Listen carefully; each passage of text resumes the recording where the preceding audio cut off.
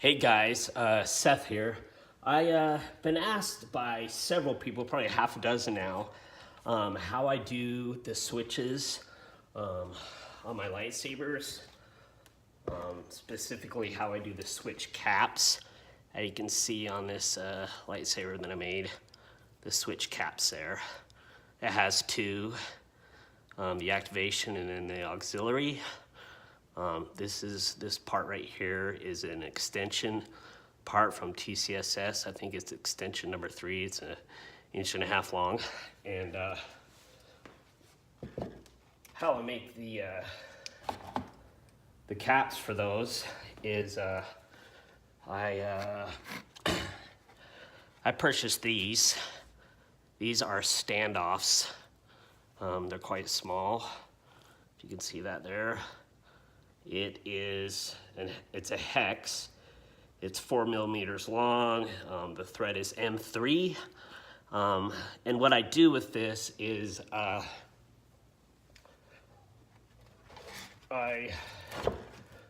don't use a lathe or anything. I'll bet you probably could use a lathe. What I do is I get a drill and I put it in the drill like this. So it's at the very end. And so the threaded part, I have it hang out as far as I can and tighten it really good. And then to round that off, so I don't have the hex on there anymore, because I don't know if they sell rounded standoffs. I've never been able to find them, just the hex ones, but I don't particularly care for the hex, so I like them rounded. So what I do is I get a piece of sandpaper and I duct tape it to a board. And the reason I do it on a board is because I want this edge. I don't want anything rounded. I want it easy for me to round this standoff on. So I'll use like 100 grit. You can probably use 120, might be better. And then after I'm done, I shine it up with the 400 grit. You can probably go higher if you want, but that works for me. And I take it just level with the sandpaper.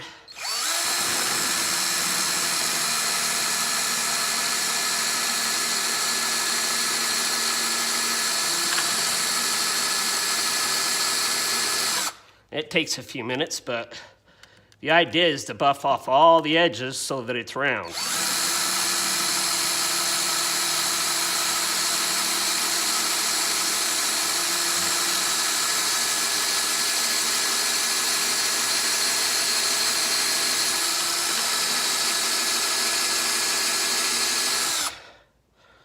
And there it is. It's rounded off. Maybe a little bit more. You definitely want to keep your drill level so that you have an even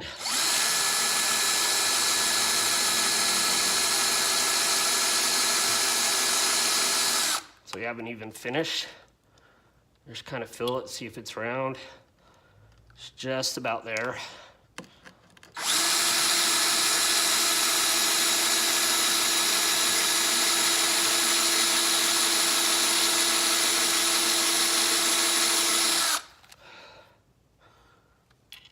And that's round. And then after it's round, I move over to the 400 grit.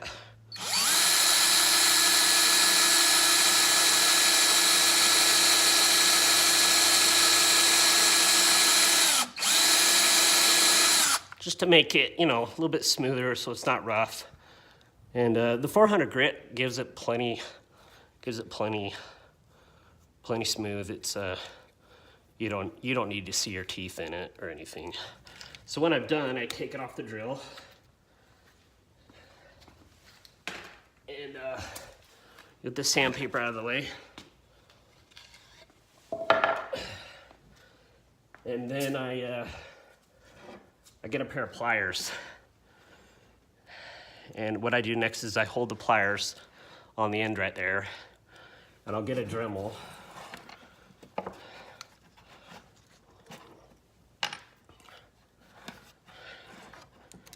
And I'll take this bit. This is like a diamond little, it's kind of a pointed little grinding bit. And I'll take the Dremel and I'll carve it out just a little bit on the inside, carve out the threads, because I want to put a 17 switch in there from TCSS, number 17. If you push too far in, you're going to ruin the other end, because this other end right here, when you get all finished, you want to wrap a piece of tape or material around this and hold it. Then you want to cut this end off. And when you cut that end off, when you're all finished, you're going to have something that looks like this. See? So it's just nice and rounded there. It's just a cap when you're done.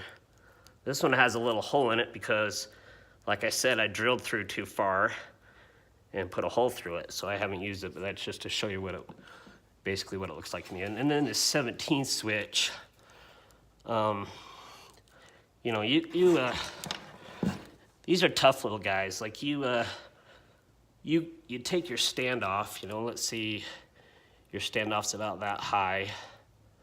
So you're gonna wanna cut this off. And you can cut this off pretty easy. I mean, you could just use scissors, use anything, you know, and you can just, that just chips right off.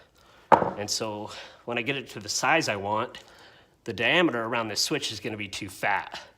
So what I do is I take my belt sander.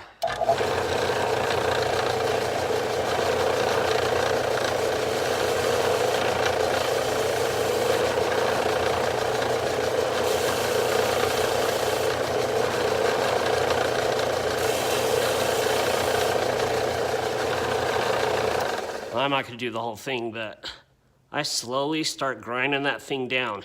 You can use a razor blade or a utility knife. It takes a lot longer, and you just take little pieces at a time until you get this thing filed down far enough that it fits into your switch, so that your switch will fit onto that cap. Now, the hard part is gluing those suckers on.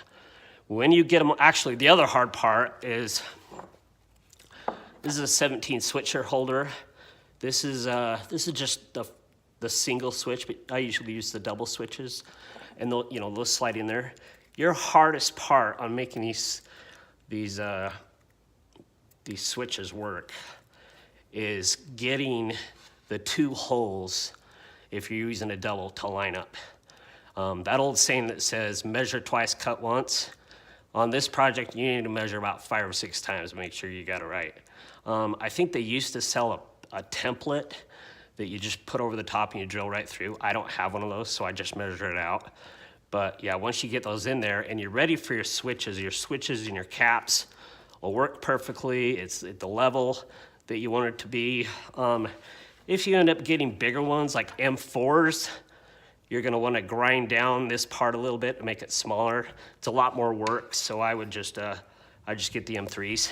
And then, yeah, so after you get your holes in here, you gotta glue your caps on, because you gotta get the switches in there first, because the switches, the caps will not fit in there, but the switch will, because on your double switch holder, the center comes out, so it'll fold. So you can fold it, get the switches in there, and to get your caps on, what you're gonna do is, I don't use super glue because super glue is really fluid and it flows really well. And if you get super glue inside your switch, you're gonna seize it up and your switch is no longer gonna work and you're gonna get really ticked off. So what you do is you use something a little bit thicker.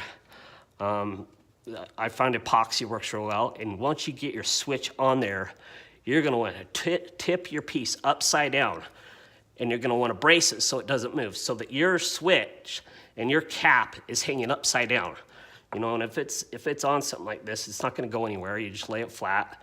But if you tip it upside down, then your glue isn't gonna drip down into your switch and seize it. And then after it's sat overnight, you can flip it over and hopefully it works great. Occasionally I mess up and I have to do it over again. But it takes a little bit of effort, a little bit of time, but I've done these multiple times, and then once they work, they turn out great. It does take a little bit of effort, a lot of measuring to make sure you're confident about where your holes are. And then the glue, whatever you do, just do not have this straight up and down when you put your cap in with the glue, or that glue is gonna sink down in there and it's gonna seize your switch. You're gonna want it upside down when it dries. Other than that, it's not super hard. It just takes a little bit of tinkering, a little bit of tweaking the switch here and there till you get it to fit perfectly. The switches are cheap, the standoffs are cheap. So if you mess up, not a big deal. Keep trying it, you'll get it. Anyway, that's my tutorial on how I do my switch caps. Thank you for watching.